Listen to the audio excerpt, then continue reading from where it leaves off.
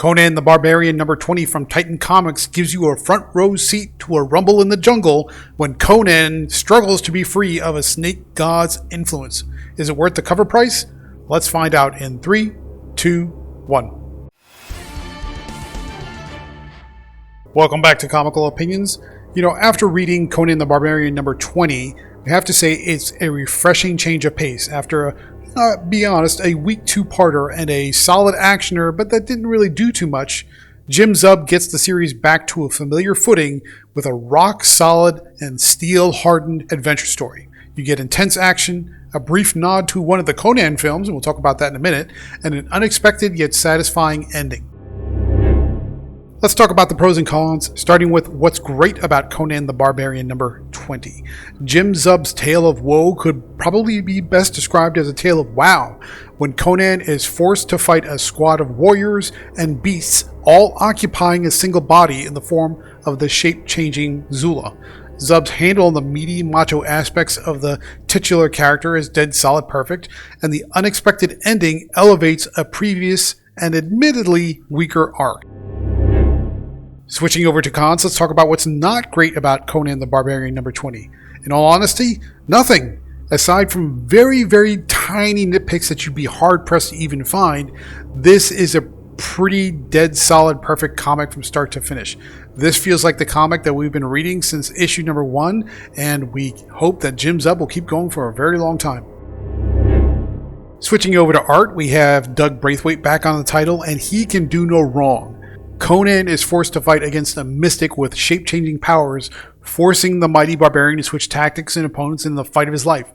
Doug Braithwaite's line work is as crisp as ever, and we noticed something that we didn't quite like about Braithwaite's art just as a matter of preference in prior issues, but here there's a distinct uptick in dark shadows to amp up the drama.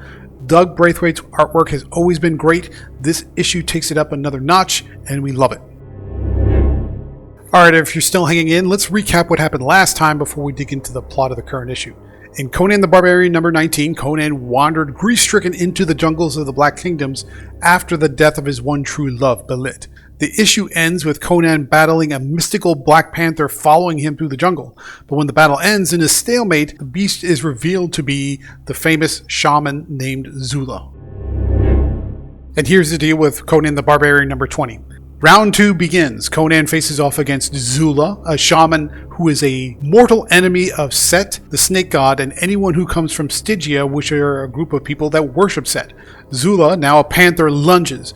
Conan grabs a picked sword that's laying on the ground and forces the panther to yield. Zula shifts into the shape of a warrior woman, points to a monument rising at the dawn, and tells Conan that he needs to travel to that monument to prove that he is indeed an enemy of Set.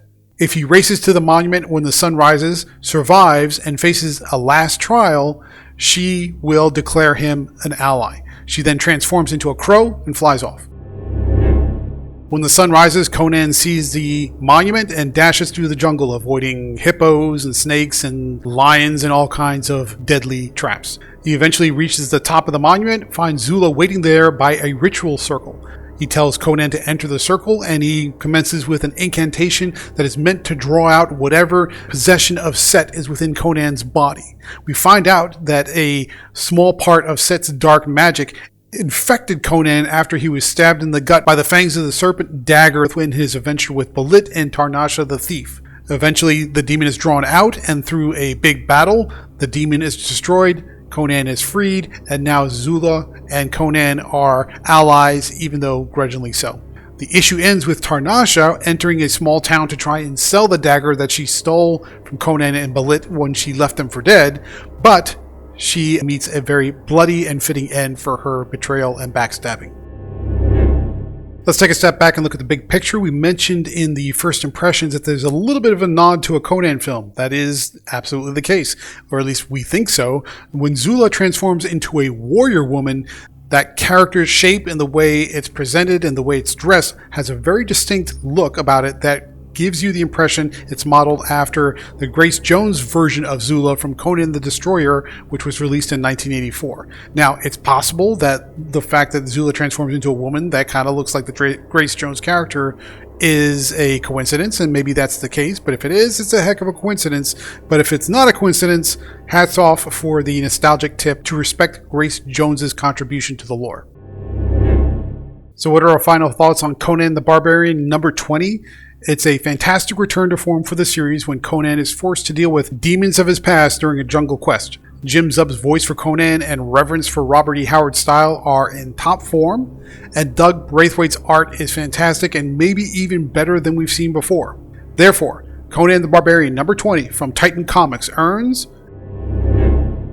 a 10 out of 10. We haven't given one of those out in a while, but it's earned in this case. Leave a thumbs up if you found this review helpful, and leave a comment below if you want to see Zula pop up in this series again. He is a long-time Conan character. He's been in many adaptations before. Do you want to see him come back as a regular character, or just a brief cameo here and there? I want your opinion down below. So thank you very much for joining, and stay tuned through the outro for more reviews just like this one.